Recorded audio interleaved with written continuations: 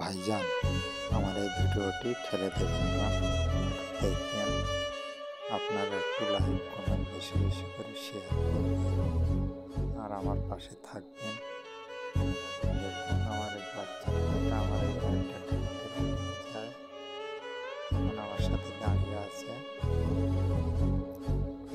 সবসময় তো চালায় না, একা এক জায়গায় থাকে। যখন বাড়ি টাড়ি থাকে একটু আমার গাড়িটা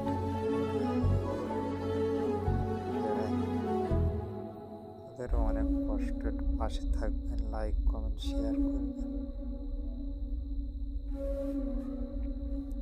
আমার ভিডিওটি একটু